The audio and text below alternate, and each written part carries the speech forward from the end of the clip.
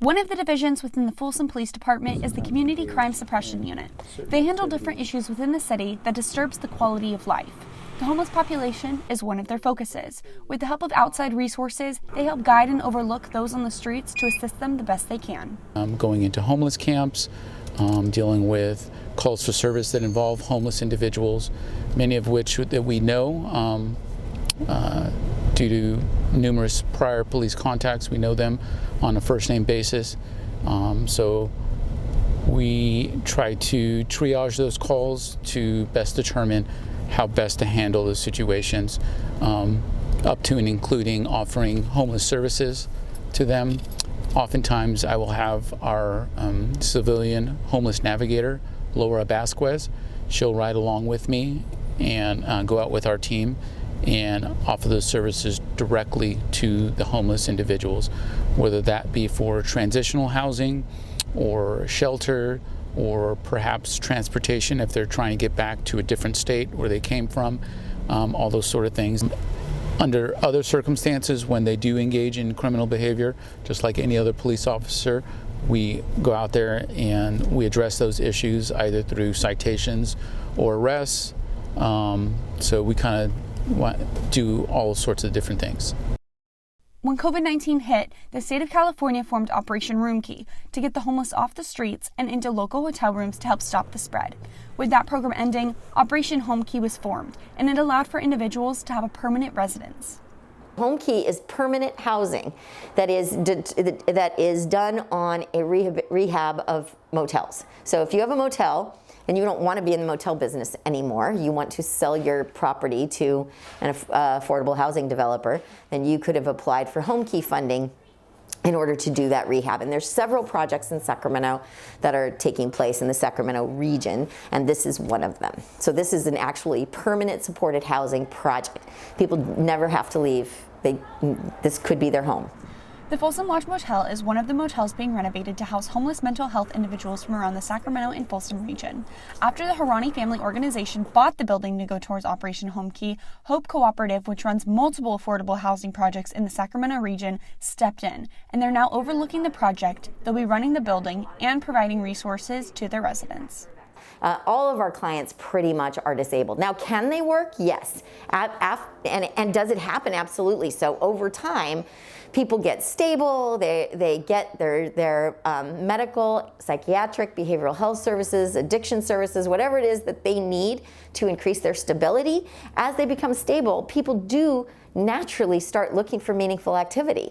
And meaningful activity can include volunteer work, or it could include paid employment. So, and we assist with all of that. We have actually a supported employment program within our agency to help people get jobs that wish to do so. With the help of the Folsom Police Department and the Heart of Folsom nonprofit organization, they're in the process of pinpointing and assessing those who qualify for the housing. So they are working with that group to identify folks in Folsom who are homeless who would qualify for our services and therefore this housing. So that's going on right now. Assessments are taking place, referrals are being made. There's also some of our clients that are already assigned to us from throughout the county that would have access to live here as well.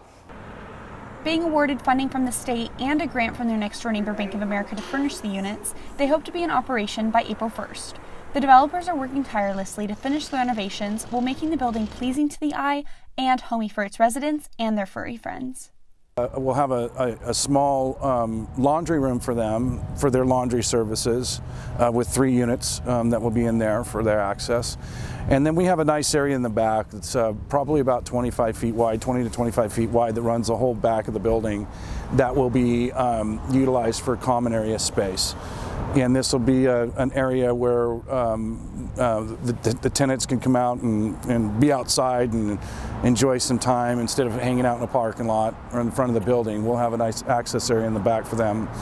And one of the things that I'm a big advocate of is pets. And I do want to allow certain requirements for pets because I feel that people, everybody could use a pet. Hope Cooperative is looking up and hopes that their residents can find a community where they can build a life for themselves and get the help they need to excel and keep off the streets.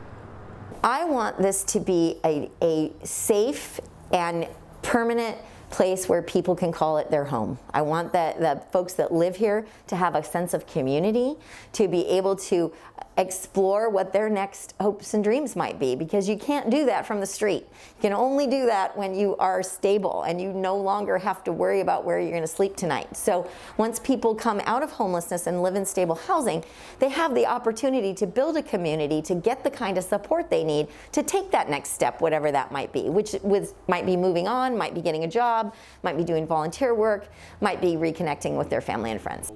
The Folsom Police Department is continuing to work with these groups to find new opportunities for the homeless population. They also ask that if you see something, then report it. My plea to the public is that if you see something, please by all means call us. That's what your tax dollars go for.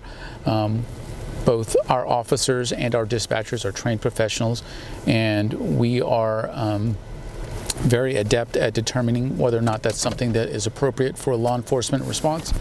And we can go out there, and if it turns out that